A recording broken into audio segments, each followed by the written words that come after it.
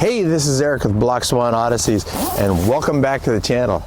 Today, this is a product review on this right here, the Gerbing heated vest. Stick around, I think you'll find this to be a good one.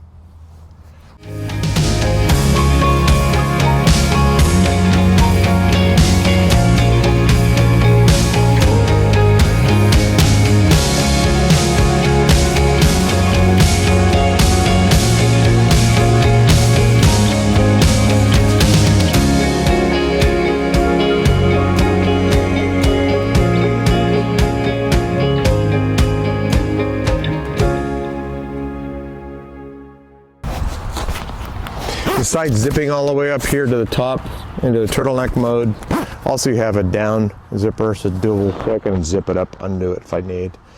Just a lot of little air in there. I don't know if I'd really use it because I'd be underneath the motorcycle jacket, but it's there. Here's a side view again. It shows the bulk of the battery. Makes me look fat. You can see where it kind of sticks out. The bulkiness is two things. One, it's the battery itself, but also the wiring in there. There's quite a bit of wires in there for hooking up other devices into the system, plus the line that hooks into the battery. And there's a coil there, there's a bunch of it. Now the side view of it, the back. I do like this beaver tail that goes all the way down here if I'm leaning forward on the bike.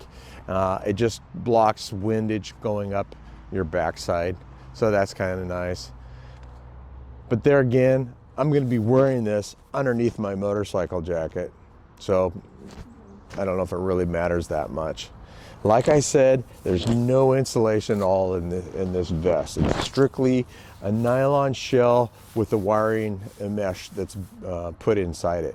So any heat that it creates, if it's exposed to the ambient air, the heat just goes away. It's not going to make any difference to you. But that being said, if you have any kind of garment over the top of this, this puts out some serious heat. From the motorcycle ride I did today, all I had is just my base layer underneath, put my vest over the top of it, and then I had my motorcycle jacket over the top of it. I didn't even have my thermal undergarment for my motorcycle jacket today, and it was roasty toasty warm. Okay, here's a close-up of the vest. Like I said, there's no insulation here, which we talked about, and that's not an issue for me. The zipper, it's double-ended. You can zip up from the bottom. And then, of course, up the top zipper has a little, what we call a zipper well, for it to fit in around your turtleneck. As we open it up,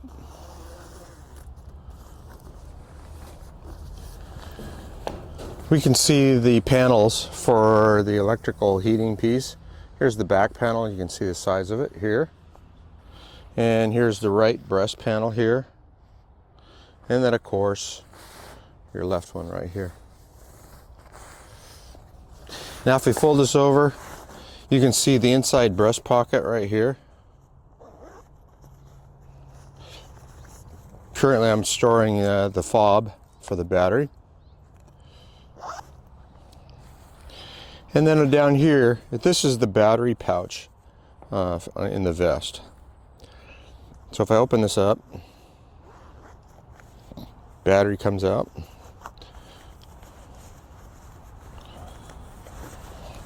It sits in there pretty snug, which is good because you don't want it to be floating around.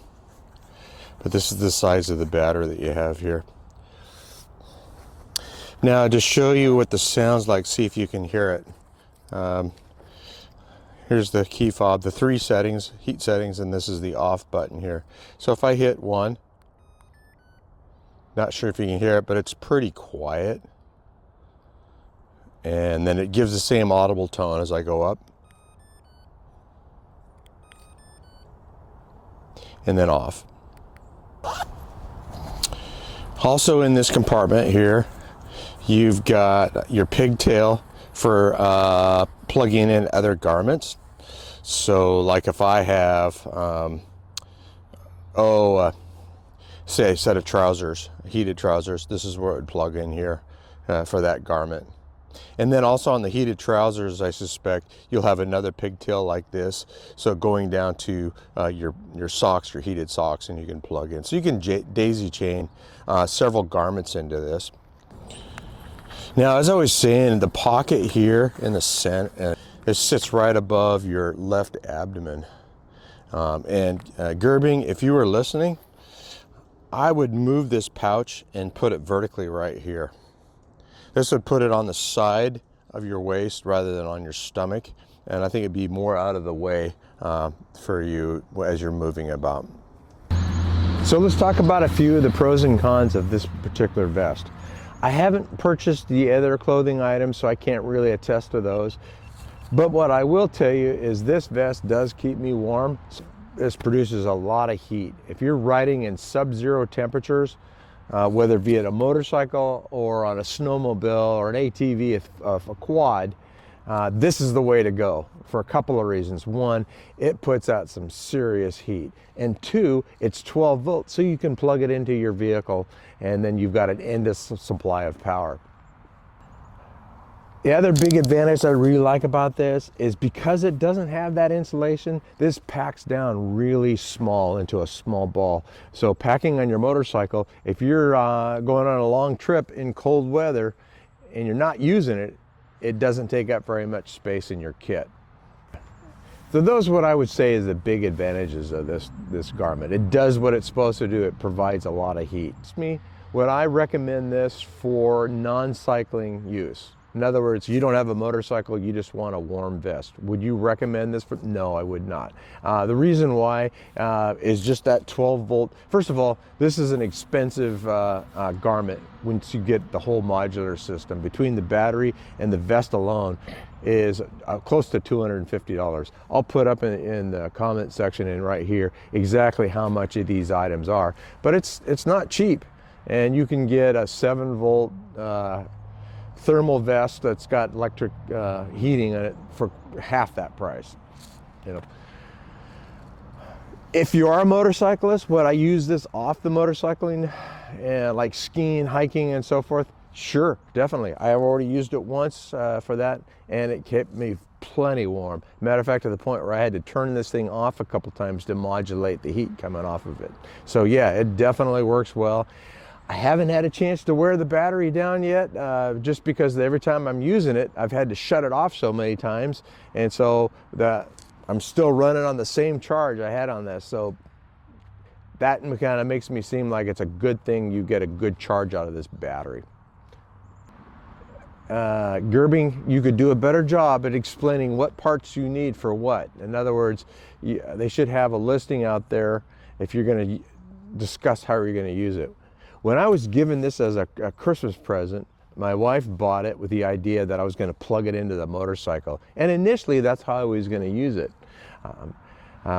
Unbeknownst to her, she didn't know all what to purchase because it was a modular system, and the store salesman at Cycle Gear really didn't understand all what it needed also. So she didn't buy all the parts that I needed. She bought this vest and a wiring harness, but I didn't get the rheostat that you needed to plug in to the system so you can control your heat level. Now, the nice thing about that rheostat, it's got 2 plug-ins, so if I have a vest and I got a pair of socks or pants, I can plug those individually and I can control the amount of heat individually. That's a plus. With this system, with just the battery pack, everything's daisy chained together, and you only have one control for the heat, and in this case, it's the key fob. So I can only turn everything up and down at the same time. I can't individually control the garments. So that's kind of a con in that respect, but really it's a minor detail. The other big con is the placement of this battery. For whatever reason, Gerbing, if you're listening out there, this is not a good spot for the battery. I think they did that because the battery sits in a horizontal position versus vertical. If I was going to give you advice, I would take this pouch and move it over here and put it on the side of your body for two reasons. One, it makes it more compact, and also probably more important, if you're doing a lot of movement, that battery kind of binds and runs into you. It'd be nice to have it over here on the side. But really, those are just minor cons. This system, this modular system by Gerbing, really does exactly what you expect it to do. It keeps you warm, and it has a long charge on the battery, or I can plug it in and have an unlimited supply of power.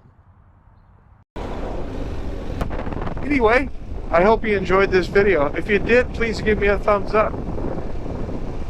If you use another heated system, would you let us know in the comments section? I'd like to hear what you have to see how it compares to the Gerbing system. I'm always looking for new equipment. While you're at it, hit that subscribe button, and we'll see you on the next ride.